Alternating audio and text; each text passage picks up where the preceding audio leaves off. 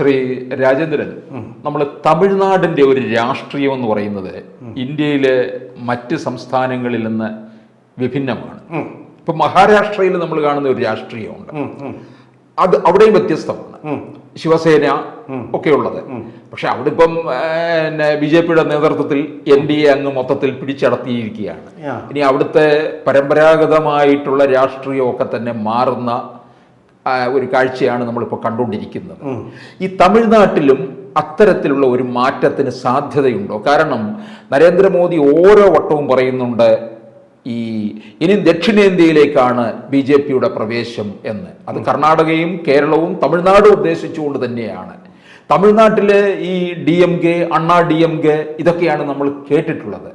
ഇപ്പോൾ ഇനി BJP അണ്ണാ DMK-യുമായിട്ടൊരു സഖ്യത്തിലേക്ക് നീങ്ങാൻ പോകുന്നു. അണ്ണാമലയാണ് അവിടുത്തെ BJP-യുടെ സംസ്ഥാന അധ്യക്ഷൻ. ഇടയ്ക്ക് അദ്ദേഹം ഉപരിപഠനാർത്ഥം വിദേശത്തേക്ക് പോയി തിരികെ വന്നു, വീണ്ടും പാർട്ടിയെ ശക്തിപ്പെടുത്തുകയാണ്. വളരെ പ്രസക്തമായിട്ടുള്ളൊരു ചോദ്യമാണ്. വിജയനാഥ്, DMK എന്ന് പറയുന്ന കക്ഷിയിൽ അതിൻ്റേതായ ഒരു ആന്തരിക സംഘർഷമുണ്ട്. ഒരു ഭൂകമ്പം ഉണ്ടാകാനുള്ള എല്ലാ സംഘർഷങ്ങളും ഉൾക്കൊള്ളുന്ന ഒരു ജ്വാലാമുഖിയാണ് തമിഴ്നാട്ടിലെ DMK. എന്ന് വെച്ചാൽ അടുത്തിടെയാണ് സ്റ്റാലിൻ്റെ മകൻ ഉദയനിധി സ്റ്റാലിൻ പറഞ്ഞത് സനാതനം, അദ്ദേഹം പറഞ്ഞ വാക്കിങ്ങനെ, സനാതന ധർമ്മമൊന്നും പോലുമല്ല, സനാതനം എന്ന് പറഞ്ഞാൽ ഒരു കോവിഡ് പോലെ ഒരു മാരക രോഗമാണ്. കോവിഡ് എപ്പോഴും മാരകമാവണമെന്നില്ല, പകർച്ചവ്യാധി. അത് സമൂഹത്തിൽ നിന്നും തുടച്ചു നീക്കണം, അങ്ങനെ ഒരു വ്യാധിയാണെന്നാണ് പറഞ്ഞത്. പക്ഷെ നോക്കൂ, നമ്മൾ ശബരിമലയെക്കുറിച്ച് നന്നായിട്ട് അറിയാവുന്ന ആളാണല്ലോ, ശബരിമല പിന്നെ സമീപത്ത് താമസിക്കുന്ന ആളുമാണല്ലോ വിജയനാഥ്. നമ്മുടെ ഈ മല ചവിട്ടുന്നതിൽ ഭൂരിഭാഗവും ഏത് സംസ്ഥാനത്തു നിന്ന് വരുന്നവരാണ്? തമിഴ്നാട്.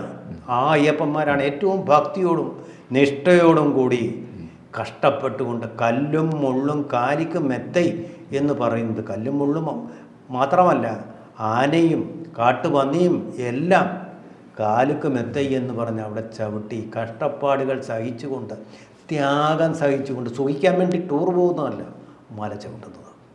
നമ്മൾ തമിഴ്നാട്ടിലെ ഓരോ ഗ്രാമങ്ങളിലും പട്ടണങ്ങളിലും ചെന്ന് നോക്കുമ്പോൾ അവിടെ നമുക്ക് കേൾക്കാം രാവിലത്തെ ഭക്തി സംഗീതം. ഓരോ കോവിലിലും മൈക്ക് വെച്ചിങ്ങനെ പാട്ടുകൾ പാടുകയാണ്. അവിടെ തമിഴന്മാർ കായസഞ്ചിയും കൊണ്ട് പോകുന്നു എന്ന് നമ്മൾ കളിയാക്കുന്ന തമിഴന്മാർ ഓരോ ക്ഷേത്രത്തിലും സൈക്കിളിലോ, അല്ലെങ്കിൽ ഇപ്പോൾ സൈക്കിളായിരുന്നു പണ്ട്, ഇപ്പോൾ ചിലപ്പോൾ മോപ്പഡായിരിക്കാം, സ്കൂട്ടറായിരിക്കാം. നമ്മളെപ്പോലെ വലിയ ജാടയെടുത്ത് ഈ കാറിലൊന്നും അങ്ങനെ പോകാറുന്നില്ല, ഷോ കാണിക്കാൻ. പോയി ആ അമ്പലങ്ങളിൽ പോയിട്ട് ഭസ്മക്കുറി നെറ്റിയിലിട്ടുകൊണ്ട് തിരിച്ചു വരുന്ന ഒരു സംസ്കാരം. ഇതെന്ത് സംസ്കാരമാണ്? ഈ ഉദയനിധി സ്റ്റാലിൻ എന്ന് പറയുന്ന ഈ ദന്തഗോപുരവാസിക്ക് ഒരു പക്ഷേ അറിയില്ല, ഇത് സനാതന സംസ്കാരത്തിൻ്റെ തൃണമൂല തലമാണ്, സനാതനമായ സംസ്കാരം. അതുപോലെ തന്നെ മുരുകനെ ഇത്രയധികം ഭജിക്കുന്ന, മുരുകന് വേണ്ടി ഇത്ര വലിയൊരു കോവിൽ നിർമ്മിച്ചിട്ടുള്ള വേറെ ജനതയുണ്ടോ? തഞ്ചാവൂരിലെ ക്ഷേത്രം, അത് ചിദംബരത്തെ ക്ഷേത്രം, കന്യാകുമാരിയിലെ ക്ഷേത്രം, അങ്ങനെ എത്ര ക്ഷേത്രങ്ങൾ, ഇത്ര മഹാക്ഷേത്ര സമുച്ചയങ്ങൾ. ആ ഒരു സംസ്കാരത്തെ നശിപ്പിക്കാൻ നിങ്ങൾക്കാവുമോ ഉദയനിധി സ്റ്റാലിൻ? നിങ്ങളുടെ ജന്മാന്തരങ്ങളിൽ പോലും നിങ്ങൾക്കത് കഴിയില്ല. തന്തൈ പെരിയോർക്ക് കഴിഞ്ഞിട്ടില്ല, അമേച്ചർ കരുണാനിധിക്ക് അത് കഴിയുമോ? സ്റ്റാലിനും കഴിയില്ല. നിങ്ങൾക്കും നിങ്ങളുടെ അനന്തര തലമുറകളാണല്ലോ ഇനി മുഖ്യമന്ത്രി പദത്തിലേക്കും ഒക്കെ വരാൻ വേണ്ടി നിങ്ങൾ ഷീറ്റ് എഴുതി വെച്ചിരിക്കുന്നത്. അവർക്കും സാധിക്കില്ല. അങ്ങനെ വന്നാൽ പക്ഷേ അത് വരാൻ പോകുന്നില്ല. എന്തുകൊണ്ടെന്നാൽ ഇപ്പോൾ നോക്കൂ, അവിടെ നിന്ന് നമ്മളെല്ലാം അഭിമാനിക്കുന്ന ഗുകേഷ് തമിഴ്നാട്ടുകാരനാണ് എന്നിപ്പോൾ സ്റ്റാലിൻ അവകാശപ്പെട്ടിരിക്കുക. അദ്ദേഹത്തിന് 5 കോടി രൂപയും വാഗ്ദാനം ചെയ്തിരിക്കുക ലോക ചെസ് ചാമ്പ്യനായതിനു വേണ്ടി. ശരിക്കും അദ്ദേഹം ആന്ധ്രാപ്രദേശുകാരനാണ്. അദ്ദേഹം സനാതന സംസ്കാരത്തിൻ്റെ ബാക്കിയല്ലേ? അല്ലെന്ന് പറയാൻ പറ്റുമോ? ലോക ചെസ് കിരീടത്തിന് വേണ്ടി ചതുരംഗ പലയ്ക്ക് മുമ്പിൽ അദ്ദേഹം ഇരുന്നത് നെറ്റിയിൽ തൊട്ടത് രക്തസിന്ദൂരമല്ല, ഭസ്മക്കുറിയാണ്. സനാതനമായ സംസ്കാരത്തിൻ്റെ പ്രതീകം. ഈ ഭസ്മം എന്ന് പറയുന്നത് സനാതനമായിട്ടുള്ള ഒന്നാണ്. അതിനെ സംസ്കരിച്ചെടുത്തു കഴിഞ്ഞാൽ ഒരിക്കലും നശിക്കുകയില്ല. നമ്മളെല്ലാം ആയിത്തീരുന്നതും ഈ ഭസ്മം തന്നെയാണ്. ശിവനുമായിട്ട് ബന്ധപ്പെട്ട ഒന്നാണ്. ശിവക്ഷേത്രങ്ങളിലാണല്ലോ ഈ ഭസ്മം സാധാരണഗതിയിൽ കാണാറ്. മറ്റേ ചന്ദനക്കുറിയാണ്. അങ്ങനെയുള്ള ഒരു സംസ്കാരത്തെ നിങ്ങൾക്ക് തുടച്ചു നിൽക്കുക. ഈ ഭസ്മക്കുറിയെ 18 വയസ്സ് മാത്രമുള്ള ഗുകേഷിൻ്റെ, ഞാൻ വർഗീയത പറയുകയല്ല, ഗുകേഷ് ദൊമ്മരാജുവിൻ്റെ നെറ്റിയിലെ ഈ ഭസ്മക്കുറി മാറ്റി കാണിച്ച് എത്ര ഉദയനിധി സ്റ്റാലിന്മാർ എത്ര വർഷങ്ങളിൽ ശ്രമിക്കേണ്ടി വരും? ഒരിക്കലും സാധിക്കുകയില്ല. അപ്രതിഹതമായ ശക്തിയോടുകൂടി ആ ഭസ്മക്കുറി, ആ സനാതന ധർമ്മത്തിൻ്റെ പ്രതീകം തിരിച്ചു വന്നുകൊണ്ടിരിക്കുകയാണ്. ശബരിമലയിലെ അയ്യപ്പ ഭക്തന്മാർക്ക് സാമ്പത്തിക സഹായം ചെയ്യേണ്ട ബാധ്യത സ്റ്റാലിന് വന്നിരിക്കുക. എന്തുകൊണ്ട് പറയുന്നില്ല താങ്കൾ? ആ തന്തൈ പെരിയാറെ പോലെ അമ്പലങ്ങൾ നശിപ്പിക്കണം, വിഗ്രഹങ്ങൾ നശിപ്പിക്കണം, അന്ധവിശ്വാസം നശിക്കുമ്പോൾ, ഒരു ക്ഷേത്രം നശിക്കുമ്പോൾ എന്താ പറഞ്ഞത്? അദ്ദേഹം പറഞ്ഞത് എന്താണ്? ഒരു ക്ഷേത്ര അന്ധവിശ്വാസം. ചുണയുണ്ടോ താങ്കൾക്ക് അത് പറയാൻ? തന്തൈ പെരിയാർക്ക് അത് കഴിഞ്ഞു, താങ്കൾക്ക് കഴിയുമോ? താങ്കളുടെ മകന് കഴിയുമോ? തോറ്റു തുന്നം പാടും തമിഴ്നാട്ടിൽ. വോട്ട് കിട്ടുകയില്ല. MGRും ജയലളിതയും ഒക്കെ വോട്ട് നേടിയത് ഈ സനാതന സംസ്കാര വിശ്വാസികളുടെ വോട്ട് കൊണ്ടാണ്. ഒരു സംശയമുണ്ട്, നിങ്ങൾക്കും അതുകൊണ്ടേ കഴിയൂ. ഗുകേഷ് അതിൻ്റെ പ്രതീകമാണ്. വർഗീയത പറയുകയല്ല, വീണ്ടും ഞാൻ ഓർമ്മിക്കുന്നു. ആ ഗുകേഷ് അതിൻ്റെ പ്രതീകമാണ്. ഞാൻ ഏതെങ്കിലും ഒരു മതചിഹ്നം അണിഞ്ഞുകൊണ്ട് നടക്കുന്ന ആളുമല്ല. പക്ഷേ ഈ സനാതന സംസ്കാരത്തെ, ആ വിശ്വാസം മൂലം അവർക്ക് ആരെങ്കിലും കൊല്ലാൻ വേണ്ടിയോ ഹിംസ നടത്താൻ വേണ്ടിയുള്ള വിശ്വാസമല്ല, മറിച്ച് അവർക്ക് മനസ്സിന് സമാധാനം കിട്ടുന്ന ഒരു വിശ്വാസമാണ്. അതിനെ എനിക്ക് ഒരിക്കലും എതിർക്കാനും കഴിയുകയില്ല. ഹിംസയില്ലാത്ത ഒരു വിശ്വാസത്തെ ഞാൻ എന്തിനു എതിർക്കണം? അതുകൊണ്ട് ഈ സംസ്കാരം അങ്ങനൊന്നും വേരറ്റ് പോകുന്ന ഒരു സംസ്കാരമല്ല. അത് ദ്രാവിഡനല്ല, ആര്യനല്ല, മനുഷ്യൻ്റെ സംസ്കാരമാണ്. യുഗങ്ങളായിട്ടുള്ള വിശ്വാസം. അതിനെ തകർക്കാൻ നിങ്ങൾക്കൊന്നും കഴിയില്ല. ഈ വിശ്വാസത്തിൻ്റെ ശ്രീകോവിലിൽ പ്രതിഷ്ഠിക്കപ്പെട്ടിട്ടുള്ള ഒരു വിഗ്രഹമാണ് അണ്ണാമലൈ. അണ്ണാമലൈ എന്ന് പറയുന്ന പഴയ IPSകാരൻ. IPS രാജിവെച്ചിട്ട് രാഷ്ട്രീയത്തിലേക്ക് ഇറങ്ങിയ തമിഴ്നാടിൻ്റെ സൽപുത്രൻ. അദ്ദേഹം ബ്രാഹ്മണനോ ഈ സനാതന സംസ്കാരത്തിൻ്റെ ഭാഗമോ അല്ല. പക്ഷേ കരുണാനിധി കുടുംബത്തിൻ്റെ കൊള്ളയുടെ, ജനദ്രോഹങ്ങളുടെയൊക്കെ കരിമ്പട്ടിക തയ്യാറാക്കി വെച്ച രാഷ്ട്രീയ പോലീസ് ഉദ്യോഗസ്ഥരാണ്. രാഷ്ട്രീയ IPSകാരനാണ് അദ്ദേഹം. ഇപ്പോൾ ശരിയായ തെളിവുകളുടെ അടിസ്ഥാനത്തിൽ സ്റ്റാലിനെ, കരുണാനിധിയെ, അവരുടെ കുടുംബത്തെ, നിങ്ങൾ ചെയ്തിരിക്കുന്ന കോടിക്കണക്കിന് രൂപയുടെ കൊള്ളയുടെ കണക്കുകൾ നിരത്തി വെച്ചു. സ്റ്റാലിൻ മന്ത്രിസഭയിലെ ഒരൊറ്റ ആൾക്ക് പോലും അത് നിഷേധിക്കാൻ കഴിഞ്ഞിട്ടില്ല. ആ കൊള്ള. ഇപ്പോൾ അതിൻ്റെ കൂടെ വേറൊരു സംഭവം കൂടെ തമിഴ്നാട്ടിൽ നടക്കുന്നുണ്ട്. സിനിമാ നടൻ വിജയ്, അദ്ദേഹം പുതിയ പാർട്ടി രൂപവൽക്കരിച്ചിരിക്കുക. എന്താ പാർട്ടിയുടെ പേര്?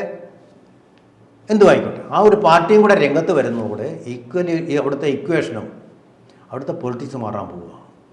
സ്റ്റാലിൻ്റെ ആ ഏകാധിപത്യം അവസാനിക്കാൻ പോവുക. സ്റ്റാലിൻ എന്ന് പറഞ്ഞാൽ ഏകാധിപതി തന്നെയാണല്ലോ, ടോട്ടാലിറ്റേറിയൻ റെജീം, സമഗ്രാധിപത്യത്തിൻ്റെ ആൾ. അതിനുലച്ചിൽ സംഭവിച്ചു കഴിഞ്ഞിരിക്കുന്നു.